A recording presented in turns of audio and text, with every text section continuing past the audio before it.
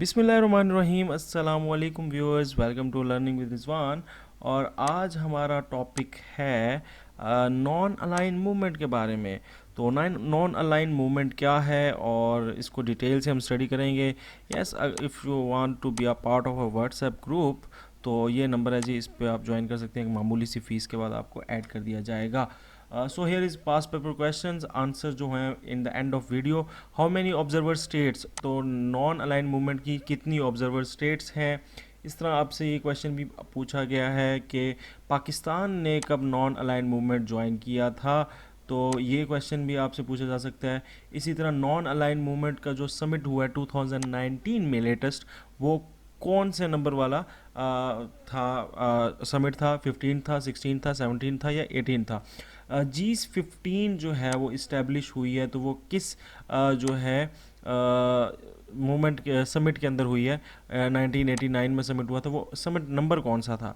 इसी तरह आपसे जो है वो पूछा जा सकता है कि बेलग्रेड यूगोस्लेविया में जो फर्स्ट हुई थी नाम की कॉन्फ्रेंस या समिट, वो कब हुआ था? तो इस तरह के क्वेश्चन आपसे पूछे जाते हैं, तो आपको जो है मुकम्मल आइडिया होना चाहिए इसके बारे में। फाउंडर मेंबर्स ऑफ नैम कौन सा नहीं है? तो ये तीन चार कंट्रीज दी हुई हैं, तो इसमें कौन सा फाउंडिंग मेंबर नहीं है? फर्स्ट सेक्रेटरी जनरल कौन थे? उसका नाम आपको पता होना चाहिए। Which of the following is true about NAM, NAM के बारे में क्या बात सही है कि भाई उसका कॉन्स्टिट्यूशन नहीं है, ये क्या बात सही है? उसका परमानेंट सेक्रेटेरिएट नहीं है, क्या ये बात सही है? और क्या उनका कोऑर्डिनेटिंग ब्यूरो जो है वो यूएन में है, तो क्या ये बात ठीक है? तो ये इस तरह आपने इस क्वेश्चन को भी बताना है। तो हमें पता होगा, जब हमने डिटेल पढ़ा होगा तो हम ही फिर बता सकेंगे। Who is the current chairperson of NAM, NAM यानी नॉन अलाइन मूवमेंट का चेयरपर्सन अब कौन है इस वक्त मौजूद हाजा में? ठीक है जी। तो ये कुछ सवालात हैं, तो इसका आपने देख लेना है। आंसर्स हम इंशाल्लाह एंड में देखेंगे। तो स्टार्ट करते हैं अपनी आज की वीडियो बाकायदा।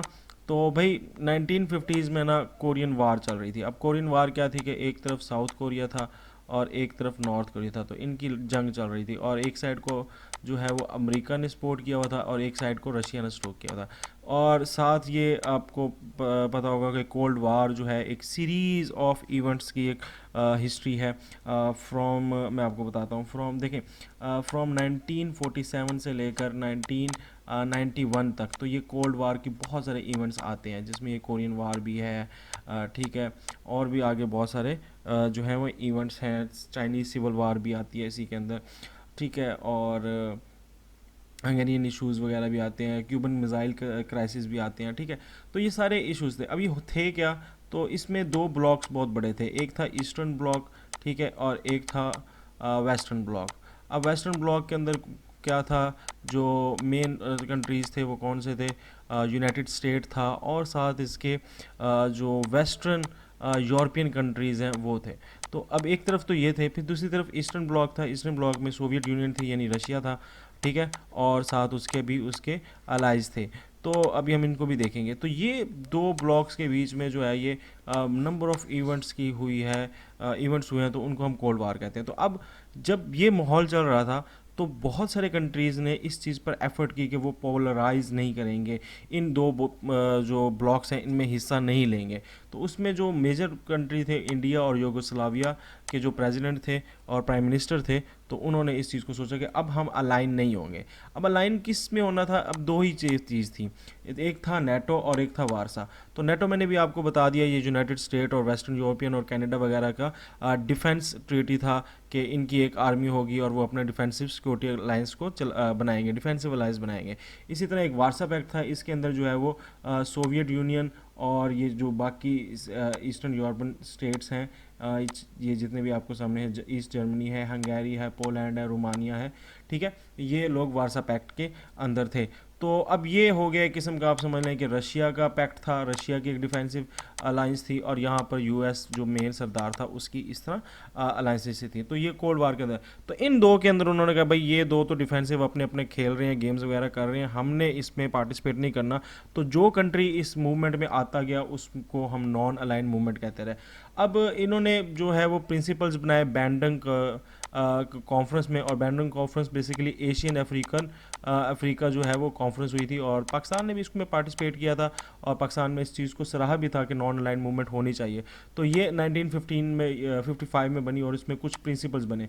उन प्रिंसिपल्स को मद्देनज़र रखते हुए फिर नॉन अलाइंड मूवमेंट इस्टेब्लिश हुई 1961 में 1961 में बेलग्रेड में, यूगोस्लाविया में, और यहीं पे ये फर्स्ट समिट होता है। तो इस फर्स्ट समिट को करवाने में, या इसके जो फाउंडिंग मेंबर्स हैं अगर उसकी बात करें, तो इसमें यूगोस्लाविया के जो प्रेसिडेंट है टीटो, इनका बहुत ज़्यादा नाम आता है। इसी तरह इंडियन प्राइम मिनिस्टर हैं जवाहरलाल नेहरू, इनका बहुत नाम आता है। इसी तरह इजिप्ट के प्रेसिडेंट हैं गमाल अब्दल नसीर, इनका नाम आता है। घानिया के हैं ये कवाम नक्रुमा, इनके आता है नाम। और इंडोनेशिया के प्रेसिडेंट हैं सुकर्नो। तो ये हजरात जो थे, इन पांच को हम कह सकते हैं कि ये फाउंडिंग मेंबर थे जिन्होंने ये की, और 1961 में फर्स्ट समिट में भी ऑर्गेनाइज कराया। ठीक है, अब हुआ कहाँ है? यूगोस्लाविया में हुआ है, याद रखिएगा। इनका जो फर्स्ट डेक्लेरेशन हुआ है साइन, वो 1956 में हुआ है। थोड़ा बैक चला जाएं, ठीक है, और उसके अंदर जो डिक्लेरेशन था उनको साइन करने में ये तीन हज़रात हैं जिनको हम जिक्र कर चुके हैं। तो बेसिकली अगर हम थोड़ा सा बैक जाएं 1961 से 1956 तक, तो इन्होंने ये जो है किया है डिक्लेरेशन ऑफ ब्रिजुनी। तो अब 1961 में जो फर्स्ट समिट हुआ है उसके अंदर क्राइटेरिया बनाया गया था कि हम किस को नॉन अलाइन मूवमेंट का जो है वो मेंबरशिप देंगे। तो उसमें बहुत सारी बातें आप लिखी हुई हैं, पढ़ना चाहे पढ़ लें। जो मेन मोटिव बात है वो ये है कि उस कंट्री की को जो मूवमेंट है वो यही होनी चाहिए कि वो नेशनल इंडिपेंडेंस को सपोर्ट करे। ठीक है, और ऐसा कंट्री नहीं हो जो मल्टी लेटरल मिलिट्री अलायंस, जैसे मैंने अभी पीछे बताया कि नेटो या वारसा है, उसका वो हिस्सा नहीं होना चाहिए। तो इस तरह करके इन्होंने कुछ और भी शराइत रखी हैं आपके सामने, है कि उनकी इंडिपेंडेंट पॉलिसी होनी चाहिए, आज़ाद और ख़ुद मुख्तार स्टेट होनी चाहिए, किसी के अंडर वो आती ना हो, किसी के साथ उनका जो है वो मिलिट्री अलायंस ना हो किसी सुपर पावर के साथ। तो ये कुछ बातें थी, ये क्राइटेरिया जो था ये 1961 में रखा गया।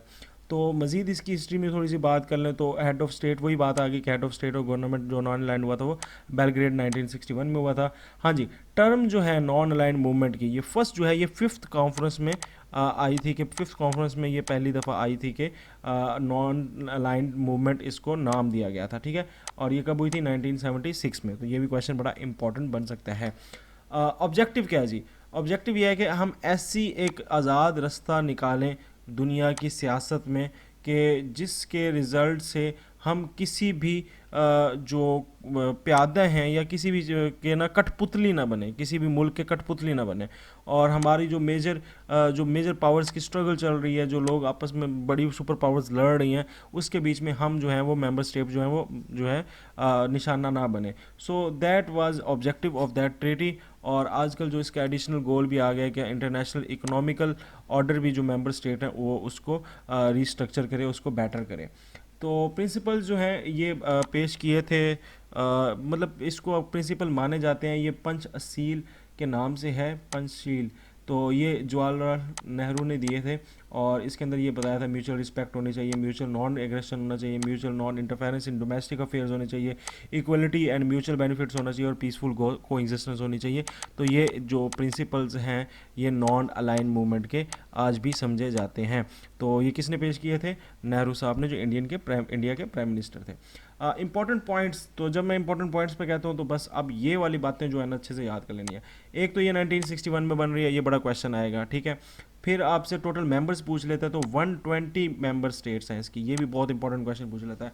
लास्ट जो है वो मतलब 2018 तक ये आप कह लें कि 120 मेंबर्स हैं।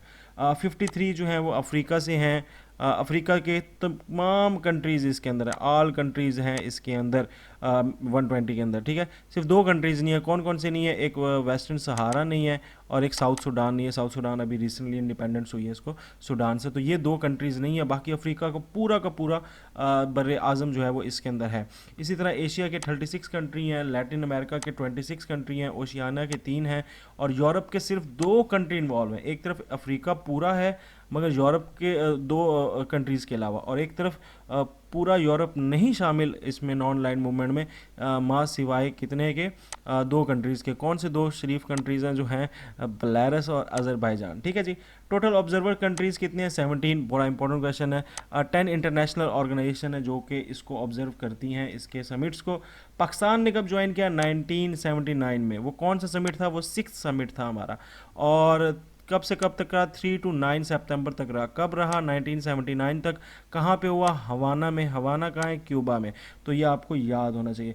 G15 एस्टैब्लिश कब हुई, 9th non align movement summit के अंदर हुई, ठीक है, बल्ग्रेड में। और ये 1989, ये कब, बल्ग्रेड का है जी, यूगोस्लाविया में। इसके ऊपर बात ऑलरेडी हमने कर चुके हैं, ठीक है। अब करंट चेयर किसके पास है जी, अजरबैजान के पास है। और 50th एनिवर्सरी जो है वो कब मनाएगी, तो लाजमी बात है 1961 में बना था, तो 2011 में मनाई गई होगी। तो वो अगेन बेलग्रेड के अंदर बनाई गई, यूगोस्लाविया के अंदर। और कब बनाई गई, 5 से 6 सितंबर 2011, ठीक है जी। तो ये कुछ मोटी मोटी बातें हैं जो आपको ज़रूरी होना, पता होना ज़रूरी है। तो उसके बाद आ जाते हैं हम इसके ऊपर के भाई, अगर आप हमारा इंस्टाग्राम ज्वाइन करना चाहते हैं, फॉलो करना चाहते हैं, तो सो मच वेलकम। आप जो है वो हमें इंस्टाग्राम पे फॉलो कर सकते हैं। ये सिर्फ आपने सर्च करना है इंस्टाग्राम पे। That's it. और अब चलते हैं आगे जी। तो ये अफ्रीका मेंबर्स हैं, ये तकरीबन 53 कंट्री हैं। तो तमाम ही कंट्रीज़ के अंदर हैं, सिवाय मैंने पहले भी बता दिया साउथ सूडान के और वेस्टर्न सहारा के। तकरीबन सारे ही कंट्रीज़ इसमें इन्वॉल्व हैं। इसके बाद एशिया की बात करते हैं, तो एशिया के ये जो हैं कंट्रीज़ 36, इसमें पाकिस्तान भी ऑफ कोर्स है। और पाकिस्तान के जो इर्द गिर्द के कंट्रीज़ हैं वो भी तकरीबन इसके अंदर हैं, जिसमें आ जाता है ईरान, आ जाता है और अफ़गानिस्तान आ जाता है, और इंडिया भी ऑफ कोर्स होगा यहाँ पर, ये देखें, ठीक है। तो ये सारे इस तरह के कंट्रीज़ आ जाते हैं। फिर अमेरिका है, अमेरिका के ये सारे कंट्रीज़ लिखे हैं, छोटी छोटी स्टेट्स हैं, बड़ी अमेरिका नहीं होगा। लैटिन अमेरिका की बात हो रही है, सेंट्रल अमेरिका की बात हो रही है। इसमें यूरोप में अज़रबैजान आ जाएगा और बेलारूस आ जाएगा। और ओशियाना में ये फिजी और पापुआ न्यू गिनिया और वैनुआतु ये स्टेट्स हैं। ऑब्जर्वर स्टेट्स में ये नाम है, याद करने की ज़रूरत नहीं है, बस आपको पता हो कि 17 है। इंटरनेशनल ऑर्गेनाइजेशन में लाजमी है कि आपने थोड़े बहुत याद करने हैं। World peace council, United nation, Commonwealth भी है, अरब लीग भी है, अफ्रो एशियन भी है, अफ्रीकन यूनियन भी है, ये एसोसिएशन सारी OIC भी है। तो ये थोड़ा बहुत आपको इसमें नॉलेज रखना है, इसमें ज़्यादा नहीं देखना। मैप्स जी। तो ये मैप है, मैप आप देख सकते हैं कि अमेरिका में नहीं है, कनाडा नहीं है, रशिया ऑब्जर्वर स्टेट में। ये जो लाइट ब्लू में ये ऑब्जर्वर स्टेट्स हैं, डार्क ब्लू में जो हैं वो असली मेंबर्स हैं। तो डार्क ब्लू देख सकते हैं आपके अमेरिका में कौन कौन सी स्टेट्स हैं। यहाँ पर स्टेट सेंट्रल अमेरिका और ये लैटिन अमेरिका काफ़ी इसमें है। अफ्रीका पूरा इसमें शामिल है, एशिया जो है वो पूरा शामिल है, मिडल ईस्ट पूरा शामिल है, ये साउथ ईस्ट एशिया भी पूरा का पूरा शामिल है इसके अंदर। तो यहाँ पर भी ये कुछ कंट्रीज़ हैं, ये वाले, ये जो ओशियाना में हमने पढ़े थे, फिजी वगैरह, वो भी इसमें इन्वॉल्व हैं। तो इसमें ऑस्ट्रेलिया नहीं है, सुपर पावर है। वेस्टर्न पूरा यूरोप जो है वो नहीं है, सुपर पावर्स हैं। Russia as a observer state है, मेंबर नहीं है, तो ये भी इन्वॉल्व नहीं है। चाइना भी इन्वॉल्व नहीं है। तो इट्स मीन के सारी जो मामूली कंट्रीज़ हैं, थर्ड वर्ल्ड कंट्रीज़ जिसे हम बोलते हैं, वो सारे के सारे इसके अंदर मौजूद थे उस ज़माने में भी और अभी भी हैं, जब कोल्ड वार चल रही थी। तो ये मैप आपने देख लिया है। अब आगे चलते हैं। ओके, अब फॉर्मर मेंबर्स कौन से हैं जो छोड़ गए हैं, तो एक सिप्रस छोड़ गया, एक माल्टा छोड़ गया, एक पोलैंड छोड़ गया। इन्होंने ज्वाइन की थी ये मूवमेंट और छोड़ दिया। अब ये छोड़ के कहाँ गए हैं, तो लाजमी बात है यूरोप के हैं, तो यूरोपियन यूनियन के साथ ज्वाइन हुए हैं। ये कब ज्वाइन हुए हैं, 2004 में ये सारे ज्वाइन हुए हैं। तो इसलिए भाईजान इस नॉन अलाइंड मूवमेंट को ये छोड़ चुके हैं, तीनों कंट्रीज़। यूगोस्लाविया भी जो मेंबर्स था, फाउंडिंग मेंबर था और पहला जो है बर्थ प्लेस समझा जाता है नॉन अलाइंड मूवमेंट की, वो भी छोड़ चुका है 1992 में। इसने भी छोड़ दिया था। बट इसके जो कुछ हिस्से हैं, बॉस्निया और हेर्ज़ेगोविना, ये अभी भी पार्ट हैं किस चीज़ का, ये पहले यूगोस्लाविया के ना पार्ट्स थे, तो ये अभी भी है इसके हिस्सा। तो फिर जी नैम का स्ट्रक्चर की बात करें तो इसका कोई नहीं है फॉर्मल कॉन्स्टिट्यूशन और या कोई परमानेंट सेक्रेटेरिएट या इसका कोई हायरार्की या रोटेशनल एडमिनिस्ट्रेशन, इसकी कुछ नहीं है। तो डिसीजन कैसे लिए जाते हैं भाई, इत्तेफाक राय से लिए जाते हैं, ठीक है। सारे जब मुत्तफिक हो जाते हैं तो उस बात पर ये अमल दरामद करते हैं। चेयर कौन करता है जी, इसका समिट होता है हर 4 साल बाद होता है तकरीबन। और तो जब तक होता है उसमें, जिसमें लास्ट समिट जिसने करवाया होता है उसका जो हेड होता है या जिसने उसको ऑर्गेनाइज़ कराया होता है वही उसका चेयर रहता है। फॉर एग्ज़ाम्पल लास्ट जो है वो अज़रबैजान ने कराया है, तो अज़रबैजान ही इसका क्या होगा, इसका चेयर होगा। ये कुछ टास्क फोर्सेस हैं, कमेटीज़ हैं जो इसके अंडर काम कर रही हैं, बट ये मतलब बहुत कम इसमें जो वर्किंग होती है, ये आपके सामने है, इसमें आपने देखना है, इसको देख लें। इसमें जो मोस्ट इंपॉर्टेंट बॉडीज़ हैं उसमें ट्रोइका है। ट्रोइका जो होता है ये जो करंट आपका चेयर होगा और जो फ्यूचर या सर्विंग जितनी भी होगा उसका 3 का ये पेयर बनाएंगे और किसी एक खास मसले के ऊपर ये डिस्कस करेंगे। पेयर नहीं, तिगड़ी कह लें आप का। ठीक है जी। Non aligned security council caucus है। इसके अंदर जो मेन है कि यूनाइटेड सिक्योरिटी काउंसिल के अंदर जो मेंबर्स होंगे नॉन अलाइंड मूवमेंट के जो रोटेशन पे होंगे उनका होगा, और वो डिसीजंस को जो है वो यूनाइटेड नेशन सिक्योरिटी काउंसिल तक पहुंचाएंगे। इसके बाद जॉइंट कोऑर्डिनेटिंग कमेटी है, ये 77 मेंबर्स पर जो है ये मुहित है, और ये न्यूयॉर्क के अंदर मीटिंग्स करती है और इंटरेस्ट देखती है अपने मेंबर स्टेट्स के लिए। 1994 में ये बनी थी। ये भी इतना इंपॉर्टेंट नहीं है। समिट्स इंपॉर्टेंट है। फर्स्ट कहाँ हुआ? बेलग्रेड में। 6 कहाँ हुआ? हवाना में। क्या इंपॉर्टेंट है 6 का ये इंपॉर्टेंट है क्योंकि ये पाकिस्तान इसमें पाकिस्तान ने ज्वाइन किया था। बाकी दूसरा भी देख लें, कायरा में हुआ। कोलंबो श्रीलंका इंपॉर्टेंट है, इसको देख लें, 1976 में हुआ। ठीक है। और बाकी लास्ट ज़्यादा इंपॉर्टेंट है, वो देख लें, बाकू में हुआ है अज़रबैजान में, और अज़रबैजान इसका करंट अभी चेयरपर्सन भी अज़रबैजान से है क्योंकि उसने अभी ज्वाइन लेटेस्ट शुरू हुआ समिट। तो कितने समिट हो चुके हैं? 18 हो चुके हैं। अब जो है वो 19 समिट होना है, और 19 समिट कहाँ होना है? 2023 में युगांडा में होना है। ठीक है, युगांडा में होना है, याद रखिएगा। कोऑर्डिनेटिंग बॉडी इसमें है, और coordinating body basically ambassador level की एक बॉडी है जो कि यूनाइटेड नेशन में जो रिप्रेजेंटेटिव्स होते हैं, परमानेंट रिप्रेजेंटेटिव होती हैं, वो इस चीज़ को देखते हैं और मेंबर स्टेट्स को देखते हैं, उनके बीच में कॉपरेशन वगैरह लेके आते हैं। तो इसका जो चेयरपर्सन होता है, या आप कह लें कि कमेटी बोर्ड का जो चेयर होता है वो कौन होता है? जो मिसाल के तौर पे जिसके पास चेयरपर्सन होगा, फॉर एग्जांपल अभी अज़रबैजान के पास है ना, तो अज़रबैजान का जो परमानेंट रिप्रेजेंटेटिव होगा यूएन के अंदर, वो उसका चेयर बोर्ड का कमेटी बोर्ड का चेयर होगा। ठीक है, कोऑर्डिनेटिंग बॉडी का। इसके बाद चेयर्स की बात करें तो पहला जो चेयर्स था वो 1961 से 1964 तक वो यूगोस्लाविया के जो फॉर्मर प्राइम मिनिस्टर थे, प्रेसिडेंट थे, टीटू, जोसेफ ब्रोज टीटू, वो थे। और अभी जो रीसेंट हैं वो 2019 से 2023 तक अज़रबैजान के ये इल्हम इलैये हैं, ये इस टाइम मौजूद हैं। वर्किंग जो मेजर काम किए हैं इसने, उसमें ये अपार्थीड जो था, अपार्टाइड जो है, उस ईवल को ख़त्म किया था साउथ अफ्रीका में, और सेकंड कॉन्फ्रेंस जो कायरा में हुई थी उसके ऊपर इसमें टोटली इसको डिस्क्रिमिनेशन प्रैक्टिसेस कहा था। अब ये है क्या चीज़? अपार्टाइड बेसिकली एक लेजिस्लेशन थी जो साउथ अफ्रीका में हुई थी, जिसमें उन्होंने डिस्क्रिमिनेट किया था और रेशलिज्म फैलाया था। किसके खिलाफ? जो नेग्रो पीपल्स हैं, ब्लैक पीपल्स हैं, उनके खिलाफ। तो उस कोई जो है इन्होंने बहुत ज़्यादा तंबीह की थी इसके ऊपर। साथ ये हमेशा कोशिश करता है कि मेंटेन करता रहे, पीस के ऊपर वर्किंग करते रहे, और न्यूक्लियर वेपन की जो इस्तेमालात हैं उसके ऊपर इन्होंने ज़्यादा से ज़्यादा ज़ोर दिया था। इसी तरह United state conference, United nation जो सिक्योरिटी काउंसिल्स है उसके अंदर रिफॉर्म्स को भी बहुत ज़्यादा ये हेल्प करती है, और इसमें डिमांड करती है कि थर्ड वर्ल्ड कंट्रीज़ को यूनाइटेड सिक्योरिटी काउंसिल में ज़्यादा डेमोक्रेसी में इन्वॉल्व किया जाए। In the era of cold war के दौरान जब इंडिया और चाइना के दरमियान लड़ाइयाँ हुई हैं, तो उसके अंदर नैम जो है उसने टेंशन को फेल किया है, उसको इतना प्रॉपरली तरीके से मेंटेन नहीं कर सकी। तो लास्ट बात यह है कि पाकिस्तान ने क्यों नहीं नॉन अलाइन मूवमेंट को जो है वो ज्वाइन किया था। तो उसकी मेन वजह ये थी कि सेंटो और सीओटो के मुआहदे पाकिस्तान ने किए हुए थे। तो वो 1917 में जब आज़ाद हुआ इन सारे मुआहदों से, तो उसके बाद जो है वो हवाना समिट में पाकिस्तान ने ज्वाइन किया। उससे पहले वो एज अ गेस्ट जो है वो एज अ गेस्ट जो है वो अपीयर हुए थे, मगर एज अ मेंबर उनको 1979 में मिला। रीज़न क्या थी कि सेंटो और सीओटो के मदर थे। अब ये क्या मुआहदे हैं, ये इंशाल्लाह हम किसी और वीडियो में डिटेल डिस्कस करेंगे। So that was our video, और जल्दी से आंसर देख लेते हैं। तो 17 ऑब्जर्वर स्टेट्स हैं, हमने पढ़ लिया है। नेक्स्ट जी, पाकिस्तान 1979 में ज्वाइन किया, ये भी हमने पढ़ लिया है।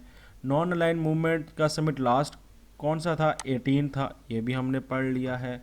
G15 किस समिट में बनी? 9th समिट में बनी, जो बलग्रेड 1989 में हुआ, ये भी हमने पढ़ लिया है। अच्छा जी, फर्स्ट कॉन्फ्रेंस कब हुई थी? सितंबर 1961 में। अगर स्पेसिफिक कहें तो 3 सितंबर से 9 सितंबर तक हुई थी। ठीक है जी, ओके। कौन सा कंट्री जो है वो फाउंडर मेंबर नहीं है, तो भाई यूगोस्लाविया है, टीटू साहब थे, ये सुकरानो साहब थे इंडोनेशिया के, ठीक है, और ये इजिप्ट के भी प्रेसिडेंट थे। पाकिस्तान का कोई ताल्लुक ही नहीं था उस टाइम बनाने में, फाउंडिंग में, तो पाकिस्तान इज़ रॉन्ग आंसर, मतलब कि फाउंडर नहीं था। और फर्स्ट सेक्रेटरी कौन थे जी? जोसेफ ब्रॉज टीटू थे, यूगोस्लाविया के जो प्रेसिडेंट हैं वो थे उस ज़माने के। और इसका ना कोई कॉन्स्टिट्यूशन है, ना इसका कोई परमानेंट सेक्रेटेरिएट है, इसकी कोऑर्डिनेटिंग बॉडी जो है वो यूएन के दफ्तर के अंदर है। तो ये सारी बातें जो ऊपर की हैं वो ठीक हैं आपकी नॉन लाइन मूवमेंट के बारे में। Who is the current chairperson of non line movement? तो इल्हाम इलाहिया जो कि अज़रबैजान से हैं, वो इस टाइम करंट चेयर पर्सन है। So that is the video. I hope so कि आपको ये लेक्चर पसंद आया होगा। अगर आप हमारा व्हाट्सएप ग्रुप ज्वाइन करना चाहते हैं तो ये नंबर है, इस नंबर पर मैसेज कर सकते हैं, only WhatsApp. And that's it, ये था आज का लेक्चर। नेक्स्ट लेक्चर आपको मिलेगा यहाँ पर जो कि होगा शिंगाई कॉरपोरेशन कॉपरेशन ऑर्गेनाइजेशन पर, शंघाई ताउन तंजीम जिसको बोलते हैं। बाकी जितने भी हमारे इंटरनेशनल जीके के लेक्चर्स हैं वो यहाँ पर आपको मिल जाएंगे। चैनल को सब्सक्राइब करने के लिए यहाँ पर क्लिक करिएगा। That's it, Rizwan Afzal signing off. अल्लाह हाफिज़।